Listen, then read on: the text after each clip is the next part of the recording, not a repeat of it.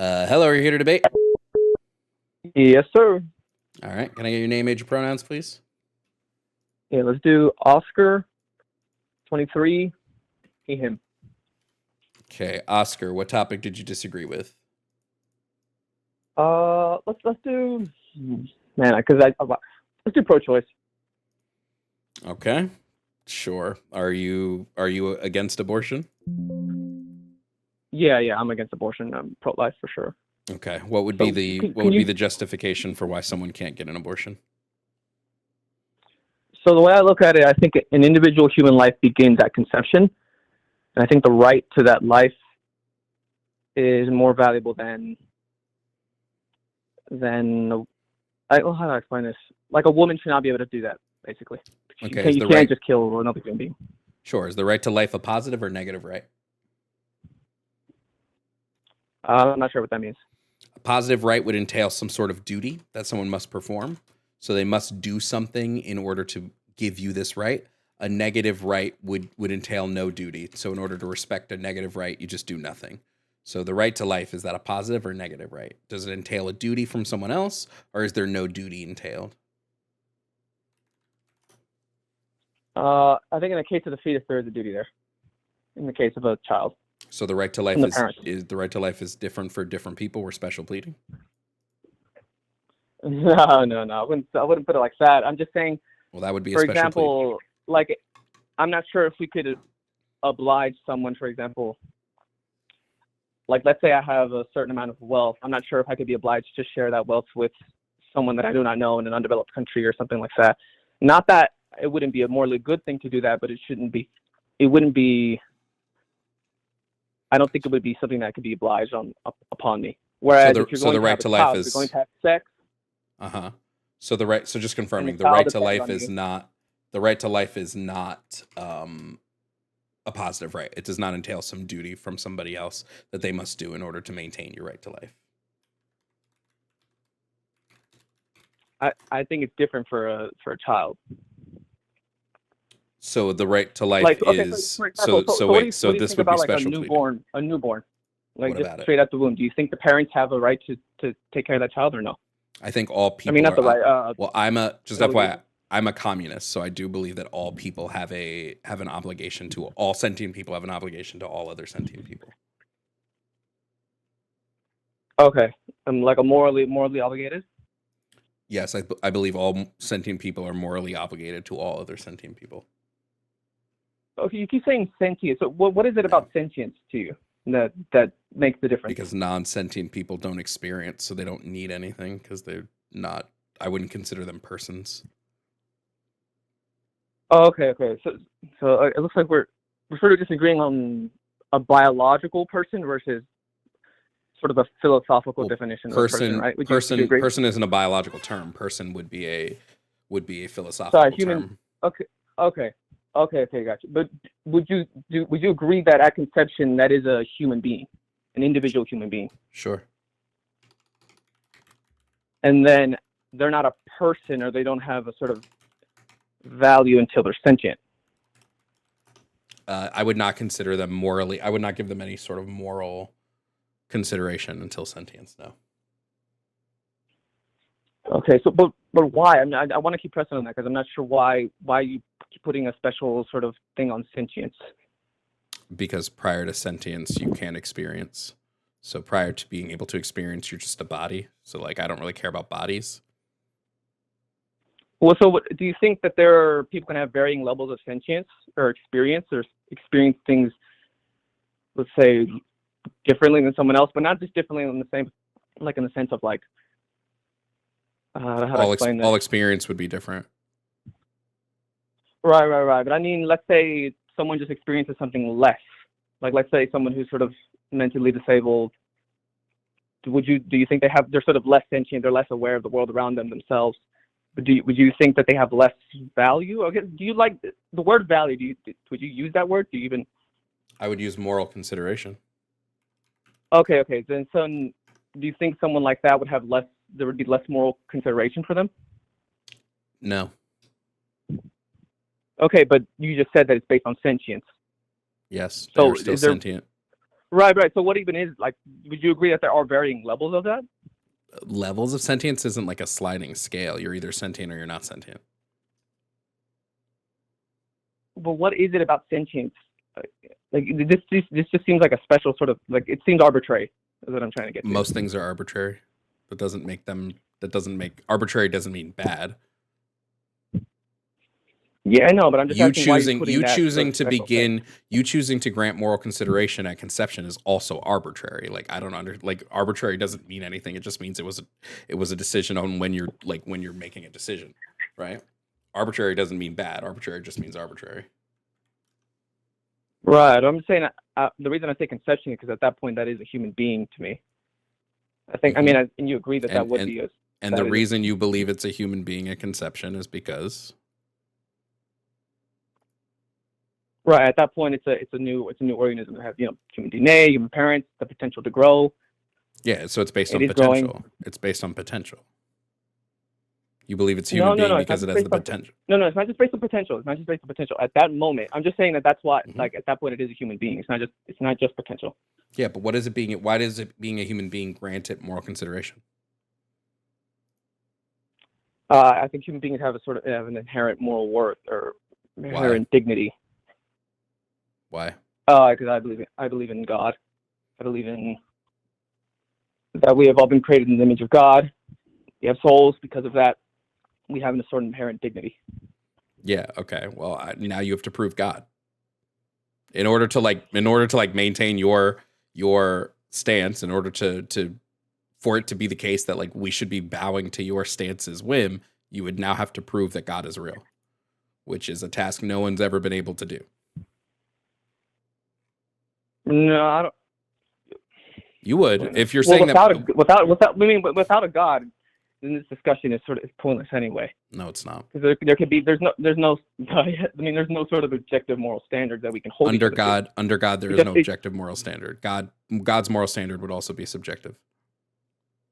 No, it would come from his nature. It's from God. That is subjective. When we say morality is subjective, what we mean is that morality is mind independent. Morality exists objective morality would mean morality is mind independent. So it's independent of a mind. God would be the mind. God would be the subject. So therefore, morality would still be subjective per God. And we also know this to be the case because God has changed his mind on what is good and what is not good. Again, making morality subjective. And objective morality means it would exist independent of any mind, and it doesn't. No, any mind? Yes. No. It would be independent of a subject. If it's objective, it would be independent of any subject. God is the subject. Therefore, it is not independent of a subject. It is not objective. It is quite literally subjective. What you're describing is sort of like divine command theory, where whatever God sort of says or decrees, that would be the sort of the moral law will say. But that's not how I would describe objective morality coming from God. I would say it's rooted in his being. It's rooted in his nature. Well, you don't know. First of all, God's nature is absolutely changing, and you don't know what God's nature is. No, philosophically, we can deduce that. If there was a God, his nature would have to be unchanging. No, if it could change, that means he would have potential. If he has potential, that means he lacks something. If he lacks something, that's no longer God. You do not know. This is the thing. You can't make an objective claim on what God's nature is. You physically can't do it.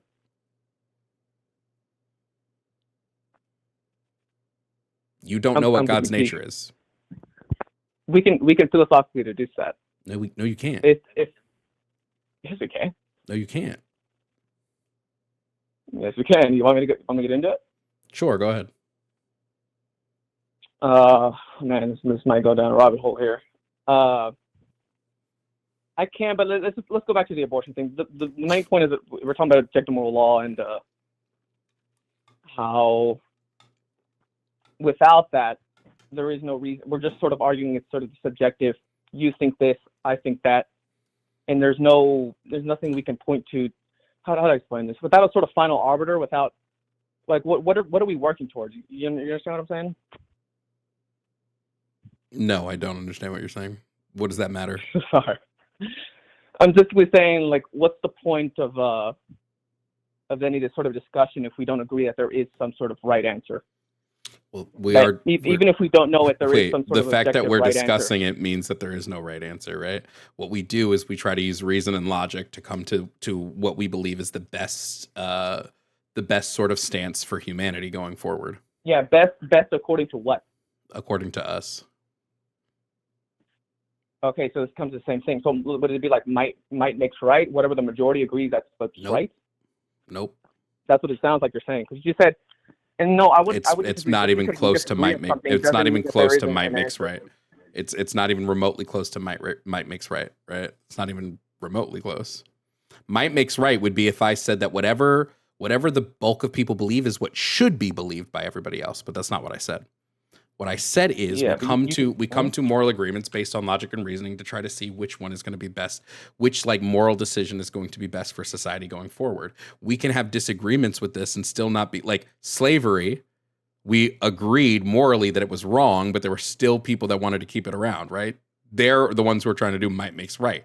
We have the power, so we can keep this even if it's a moral decision that we all agree is bad. I don't know if you just misunderstanding. You keep saying that we can come to an agreement on what's best. Best according to what? Us. Okay. What do you mean by us exactly? Well, we can look. We can. I don't know if you know this, but we can look at like humanity throughout the years, and we can see look at sort of like objectively, are we better off now than we were? Like we can, I don't know if you know that we have like metrics that we can use. So we can say, hey, which moral decision has led to happier outcomes? Which moral decision has led to more deaths and more violence? Why is that best? Because why is that the standard you're using? Why should the standard be which leads to the best outcomes? No. You keep saying you keep using that best outcome. That's but I'm asking you to define. You keep saying best outcome. Best outcomes according to who? Best according to what? Because it would depend on what we're talking about. It would depend on what we're talking about. But we can look at outcomes based on like anything we decide.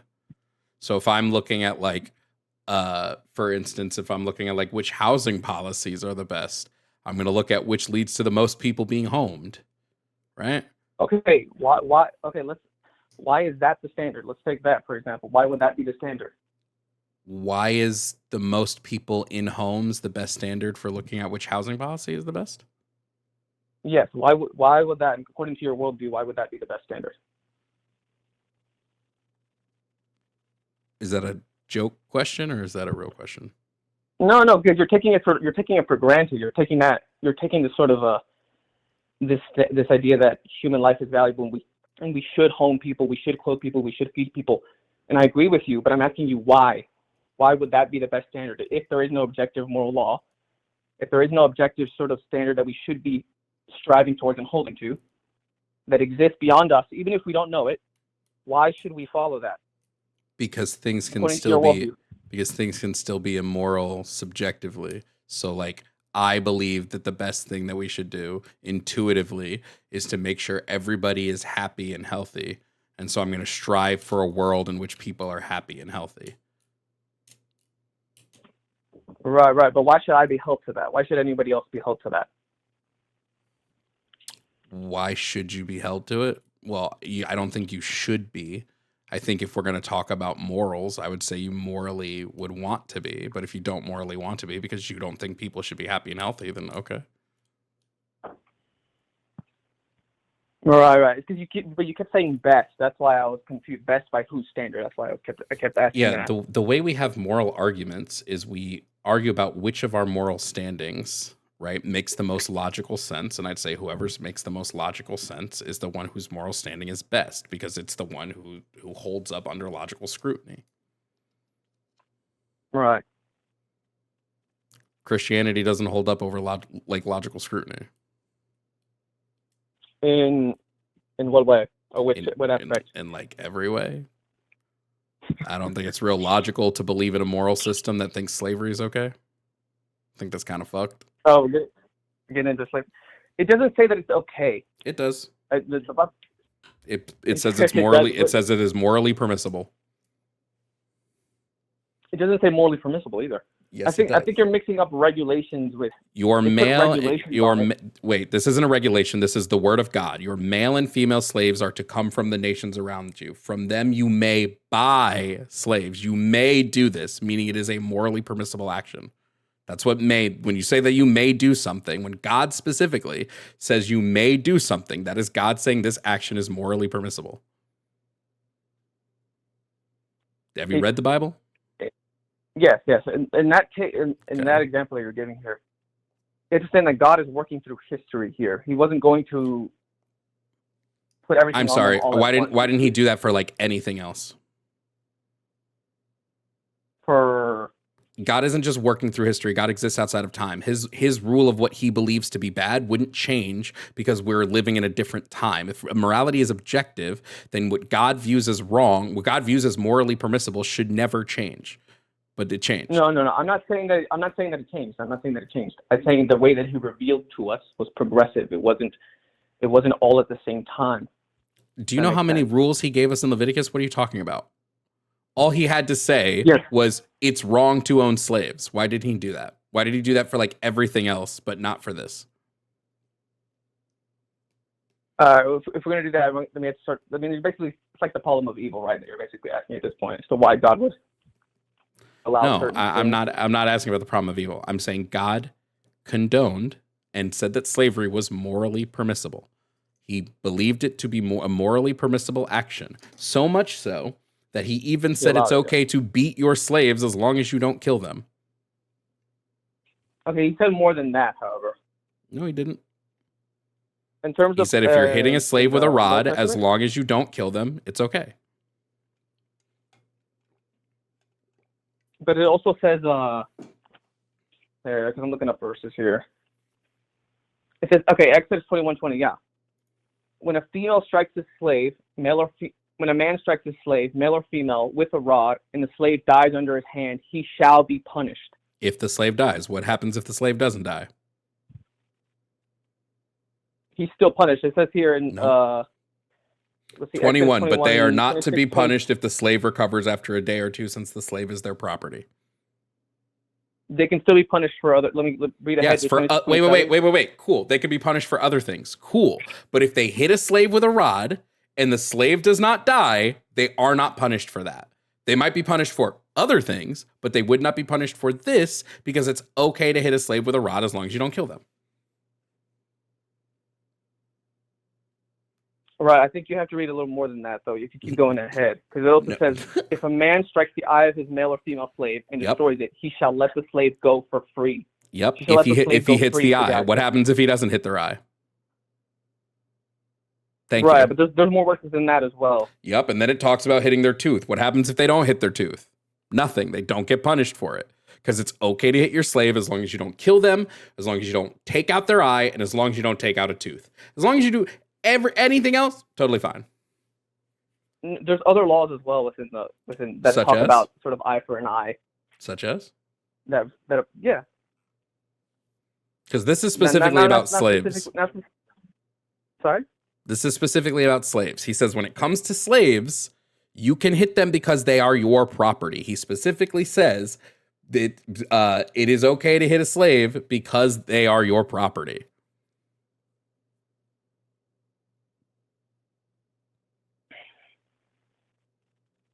Yeah, I don't have a good answer for this, genuinely. I'm going to have to keep because there is none, because the Bible condones slavery, both in the Old and New Testament. The Bible is condoning of slavery. Slavery is a morally permissible act.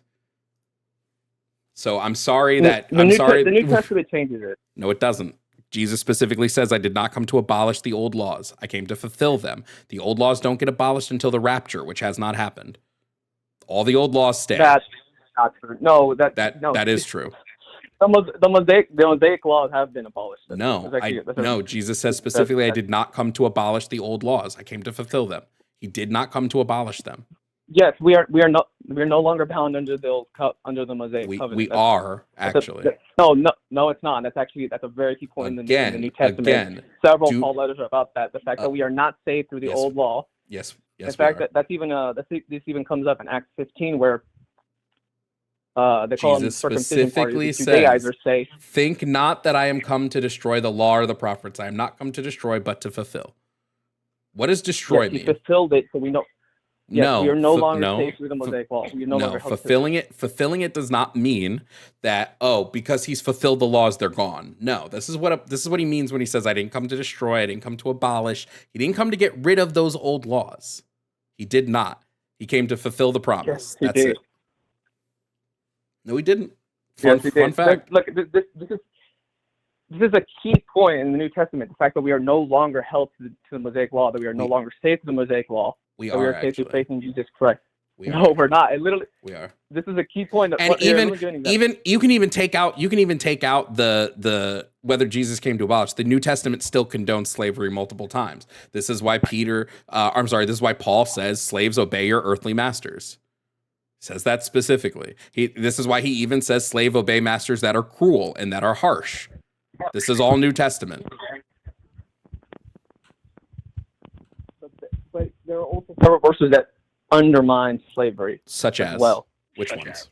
For example, Galatians 3:28 says, this is from Paul, there is neither Jew nor Greek, there is neither slave nor free, there is neither male nor female, for you are all one. Yes, in all Christ Jesus. Paul is talking about here. You want to talk about context, but why do Christians always take this out of context? Like, if we're going to talk about context, what is the context of this? Paul is saying that when you are in heaven, all of the things that you were on earth don't matter anymore. He's not saying these things don't exist on earth. I'm sorry, are you saying male and females don't exist, so all of a sudden gender is not a thing? Men and women don't exist? No, and Paul knew that men and women exist. All he is saying, when he's saying there's neither slave nor free, is that in the kingdom of heaven, you'll be stripped of all your earthly titles. That's it. He's not saying that slavery is not a thing, and he's not even saying that slavery should not be a thing. All he is saying is that, unless you want to concede that Paul was a gender abolitionist, which I don't think you're going to do. That's not what that means at all. That's 100% But what it does that mean means. is that this is a sort of radical.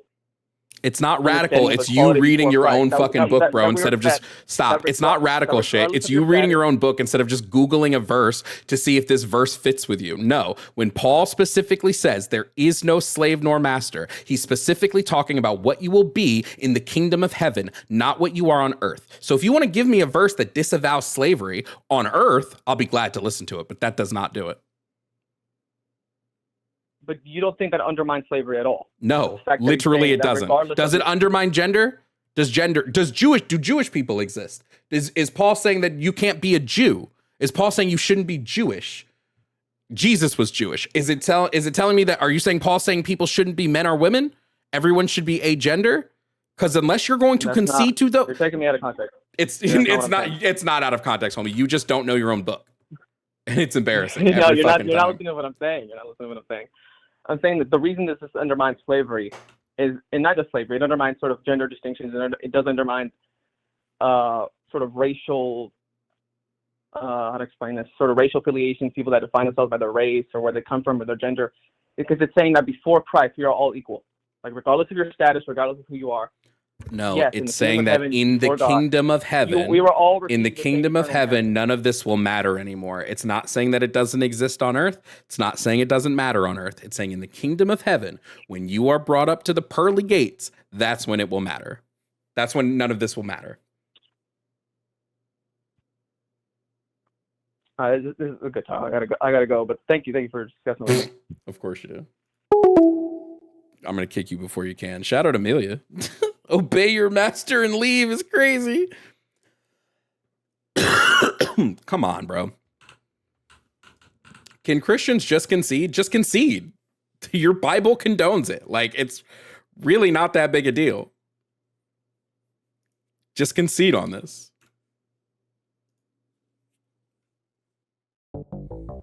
What's up, everybody? Thanks for watching this video, and I want to give a special shout out to my YouTube members. Their names are on the side. Membership starts at $2.99 a month, and you get early access to videos, exclusive members-only videos, and access to the Red Mirror Media Discord server. Thank you again to my members, and thanks for watching.